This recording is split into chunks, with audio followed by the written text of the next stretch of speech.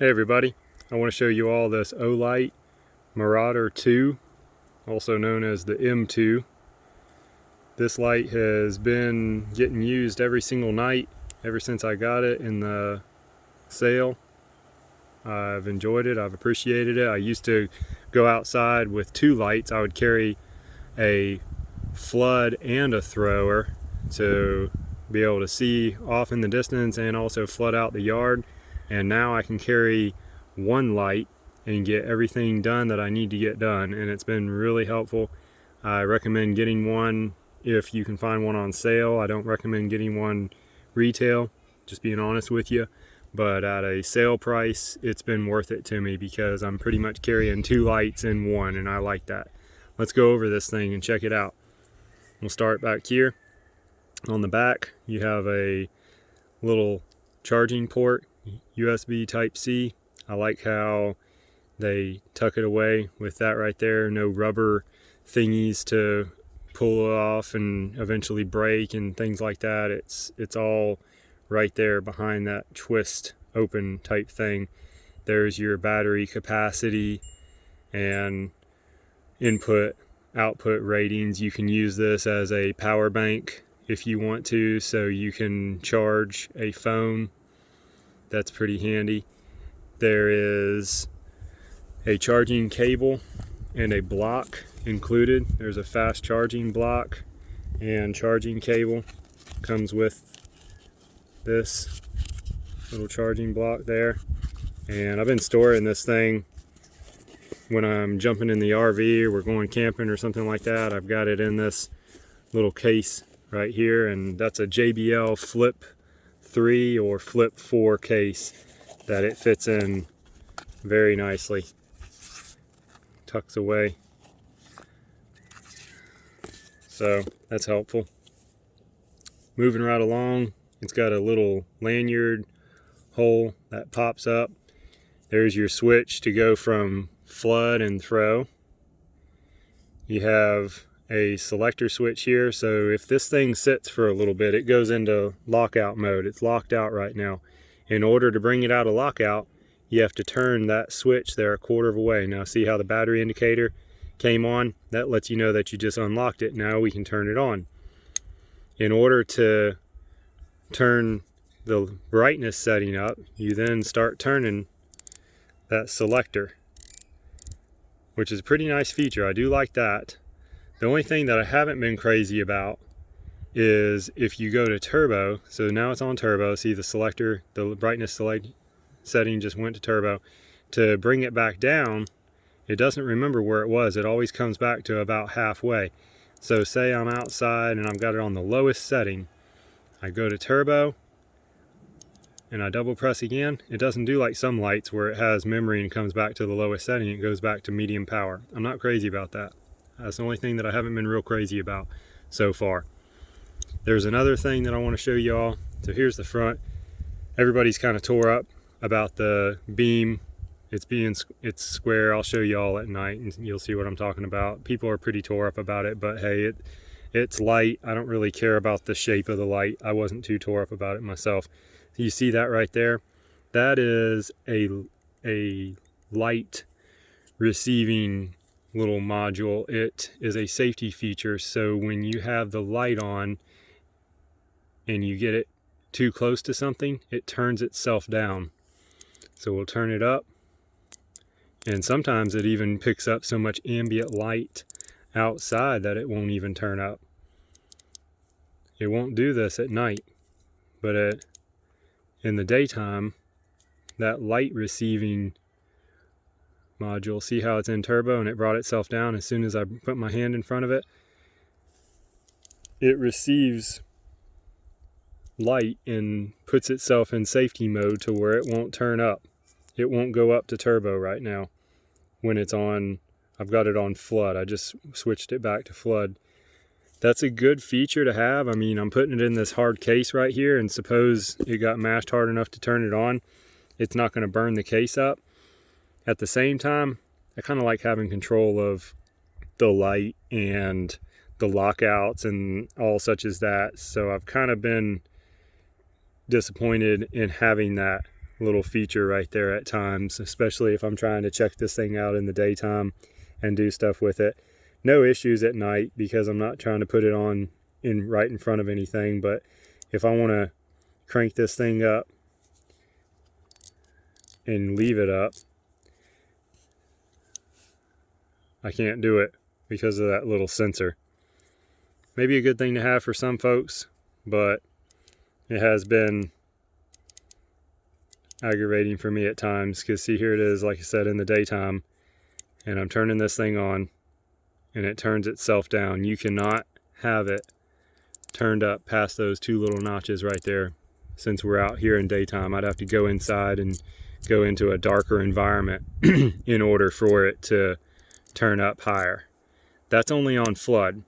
For some reason, they don't use that feature on throw. On throw, you can have it turned up and not a problem. Bring it back to flood, it knocks it down to two little bars and you can't turn it up. Interesting. That's stuff that I want you all to know when you're making a decision, you know. You have 14,000 lumen on the flood option and 800 meters on the throw. Here's some parameters. There's your battery capacity and input and output. You can use this to charge a cell phone. You can plug that cable that comes with it in there and charge your cell phone up off of this if you had to. I haven't needed to do that. I haven't done that. Just some options for you. I'll get this thing out at night and show it to you, and we'll be able to turn it on in flood and crank it on up, because like I said, that little light sensor isn't so picky. See, it already locked out. Just wondering if anybody else has noticed that in the daytime you can't turn this thing up and really, probably a good feature for some, but not something that I wanted to have on there. And I'm sure there's a way you could bypass that, but you know, it is what it is. All right, well, we'll get it out at night and show you all what's going on. Before it got dark, I wanted to go ahead and compare this to some other stuff that you all may know and be familiar with, just to give you an idea of size. We've got the Sofern SP36 and the old school Olight X7. I also wanted to talk about this battery. I briefly went over it and we briefly talked about it, where it says back here 5,000 milliamp per hour. That's 3 of those. So I don't know why it doesn't say that, but they have 3 21700 batteries in here at 5,000 a piece, which is a total of 15,000. It holds up pretty well. When I'm running this thing, I'm running it on high a lot, and I have not needed to charge it, but maybe every 7 to 8 days, getting out and using it 10 minutes, 15 minutes each night. The battery holds up really well, which is a good thing, because when the battery does go out, battery pack goes out, there's not really much of a way for you to get in there and just replace those things. That's something else for you to consider. When the batteries go, that's pretty much it. You're hoping for a warranty claim or something. I don't know what that would look like. So that's something to consider when you're going into this. It's not like the old X7 there, where I could just grab some more batteries and throw them in there. With this, you're committed. Something to think about. I went ahead and did it, you know, and when that time comes, when those batteries go out, who knows? They may have a Marauder 5 or something out by then, and I probably would just say that I got my money worth out of that light there. But when we have that happen, I'll definitely update, let you all know. But I don't think it'll happen anytime soon.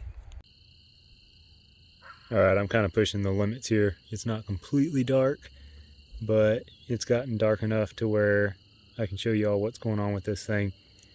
We're on throw mode, and there's the square that everybody is kind of not too crazy about. They were kind of wanting a round beam. I'm going to go ahead and turn it all the way up. That's on the highest setting, and that is reaching way on out there. This is some land that's been cleared out here, and I don't know, I'm assuming that that would be about 50 yards. That is lighting up very nicely, and I don't mind it being a square.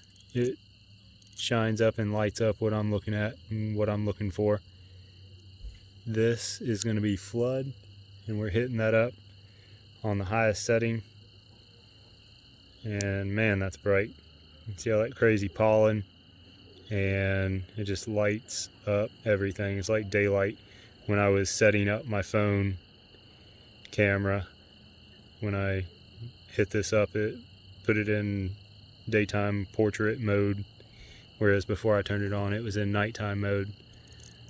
Just to give you an idea. We'll turn it down. That's on the lowest setting, and I use that a lot. That is not bad, and that's why I'm not really burning through my battery. Like I was saying, I'm charging it every 7-8 days, somewhere around in there, because I'm not using it on the highest setting all the time. But then when I do, there it is. Thankfully, I don't need this on its highest setting in the daytime. It is a little bit silly that I'm not able to just get it out and use it in the highest mode in the daytime because of that little safety feature. Now, I was playing around with my old school Olight X7 that I had out next to this one, and the X7, when you double tap it, it goes from high to turbo. To get it back to a low setting, you have to hold down on it. So I'd forgot that, and you know, maybe it's not so bad. I'll get on camera here and show you. When I double press that, it brings it down to about half power, and then when I double press again, it brings it up to the highest setting. At least it does that. At least it doesn't go in between turbo and high, because that was a little bit funny in my opinion, because I wanted to have a way to get it a little bit lower with the X7. So they have made an improvement with this M2. I do appreciate that. Keeping it on turbo and talking to you all. I'm touching on the sides here, and absolutely no problem holding it, not getting too hot or anything like that. And I'm sure they have all sorts of safety features to step it down. I've never noticed it step down. Oops, turned it off. I've never noticed it step down due to heat. I only have seen it step down due to the too much light. Make sure it's turned up all the way. We'll keep an eye on it here. But there you have it. I just wanted to show you all what was going on with this thing, and I'll reiterate, if you can catch this thing on a deal, maybe somebody's selling one that's barely been used, I recommend that. I don't recommend retail, and that's just me being honest. I'm all about saving some money when I can, and I think retail is a little bit too high for what they're asking for, but a deal is worth it. Mainly because of that right there. I just love, I'm out here, I'm shining up this entire piece of land here, then I think I see something over there in the corner, you know, and I can just switch up to that, and man, looking off camera, I can really see on into those woods a lot more than when I'm in flood mode. So I really like carrying two lights at once. Alright, appreciate y'all watching.